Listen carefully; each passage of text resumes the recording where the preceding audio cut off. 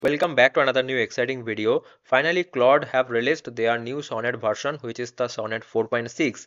And the confusion is that already we have some popular open source model like GLM5, Minimax M2.5. So should we stick to this open source model or should we move to this Sonnet 4.6 type of model? So what are the use cases that you need to follow? Here you see that in the form of table I have already made this, that for which use cases you can use the Sonnet 4.6 and for which use case you can use the GLM5. Okay, so in this video you will get the complete idea, and also I have made this kind of website with this GLM5 and Sonnet 4.6. So you will get the idea that why this Sonnet 4.6 is different from other models. Okay, so the number use case is, suppose you are making a website. Okay, so I have given this kind of prompt that I have actually used their official website, okay, Claude.ai, because there you will find this Sonnet 4.6 for free. And this is the normal prompt I have given, that create a modern website for me and blah blah blah. There are many features. Now you see that this is the output from this Sonnet 4.6, and also they have added some animations here. And if I scroll down below here, you see that some animations are there, which is actually very fine and also looking very good, very beautiful. And the output that I got from the GLM5 is this one. Okay, it is also very looking beautiful. And if you compare this to output GLM5 and Sonnet 4.6, then you will notice there's a difference between the color. Now all of the open source model, or let's say closed source model, I have already tried before. Okay, they gave me this kind of output, like bluish color of output. Okay, now for the first time I am getting this kind of yellow kind of output from the Sonnet 4.6. Okay, now the thing is, I already gave this same prompt to the Minimax M2.5 and GLM5 and DeepSeek version 3.2 and Gemini 3 Pro. Okay, I have given the same prompt and they already gave this kind of bluish output. But Sonnet 4.6 is the first model where I am getting this kind of yellowish kind of output. Okay, so that's why I can say that this model really have the different kind of system. Now another thing is that if you clearly see the benchmark, I actually literally got shocked for when I saw this benchmark for the first time, because this Sonnet 4.6 and GPT 5.2 benchmark, there is a very difference. You see that terminal bench 2.0 on this benchmark, Sonnet 4.6 is scoring 59.1% and GPT 5.2 is scoring 64.7%. Not only that, on this agentic coding 79.6% and GPT 5.2 80%. Okay, so there is a 1 to 2% difference. Now think about a scenario that already in the market all of these popular models are there, and GPT 5.3 also got released, and Claude is releasing a model Sonnet 4.6 after a so long time. And they are saying that their model is not giving that much capability like the GPT 5.2. I don't know that why they have made this model, and they are actually saying loudly that yes, our model is not capable enough like the GPT 5.2. Okay, I am actually not getting the actually the logic. Okay, means you are means they are actually saying loudly that yes, our model is not giving the best performance like the GPT 5.2. See, not only these two benchmarks, on this agentic tool use also, if you see terminal, it is giving less than 1% than the GPT 5.2, and on the scale tool use, it is also giving 1% extra. But on this agentic search, it is giving less than 3% than GPT 5.2. Okay, so you see that on in most of the areas it is not giving the performance like the GPT 5.2. So why are you guys publishing this kind of model?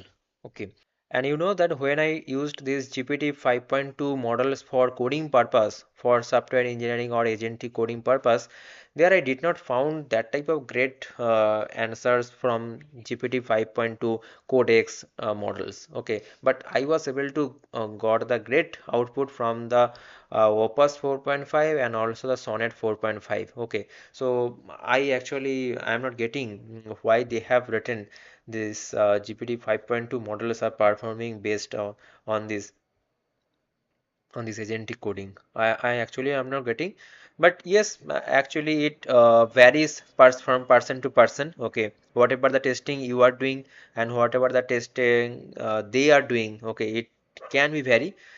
So in my case, I am very happy with these Sonnet models, and for coding purpose, I always prefer the Sonnet models. Okay, now another interesting thing that I have found is the money balance over time.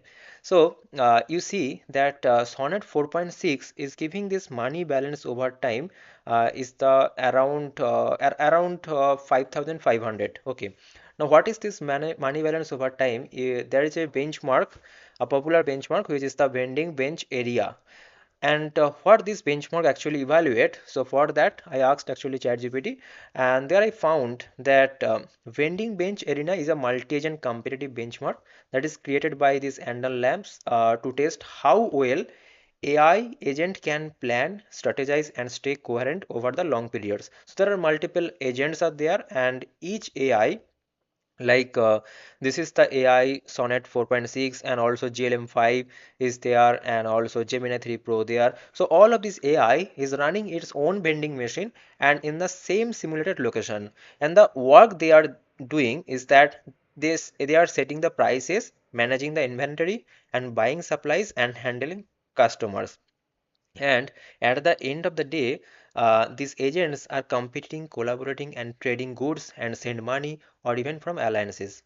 So the scoring is individual, and whoever earns the most profit, they actually wins. Now, I have found this GLM5 blog, and there you see there on this GLM5 blog, they have written GLM5 is here. Okay, let me use the marker. This is the Gemini 3 Pro, and this is the, I think, this is the Opus 4.5, yes, and this is the GLM 5. Okay, now from this diagram, it is clearly visible that GLM 5 is here and it has done the profit around 4,432. Now, from Sonnet 4.6, we have seen that it is doing the profit of 5,500 around. Now, what is this benchmark? Here you see vending bench 2 requires the model to run a simulated vending machine business over a 1 year horizon. So now this is the important line, that a 1 year horizon. That means it is a long running task. Okay. So for this long running kind of task or a long context type of task, this Sonnet 4.6 is actually giving the great performance. Okay, now the thing is when to use this Sonnet 4.6 model? Here is the answer. You see, uh, for your best coding quality, Sonnet 4.6 is best because most of the codes you see that they have the 2000 3000 kind of lines and they have a long context. Okay, so sometimes you need the 1 million context window because you are providing your whole code base to that. Okay, now this kind of long context or long running task, there it will perform best. And for the deep reasoning purpose, deep reasoning means it is also the kind of long running task, and there this Sonnet 4.6 is the best. And stability and accuracy, because you are running a long context task or long running task, then you need the stability and accuracy both together. Okay, and there Sonnet 4.6 is the best. Now where this GLM5 can help you for the AI agent and automation, there you can use this model, and there you can actually maintain the cost for working with multiple agents and multimodal workflows, like you need the image, videos, and text. You are working this multimodality together. There you can use this GLM5, and also speed plus throughput.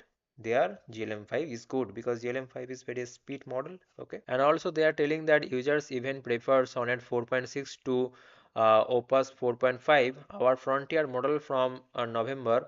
59% of the time they rated Sonnet 4.6 as the significantly less prone to over engineering and laziness and meaningfully better at instruction following, and they reported fewer false claims of success, fewer hallucinations, and more consistent follow on multiple step tasks. So from this line it is clear that you can use this Sonnet 4.6 instead of Opus 4.5. So till now if you are using this 4.5 Opus 4.5, you can definitely move to this Sonnet 4.6. I think from this benchmark comparison you will be able to see that. Here you see that on this agentic tool use, this model Sonnet 4.6 is actually performing better than this. Okay, this is the retail 91.7% and 88.9% previously.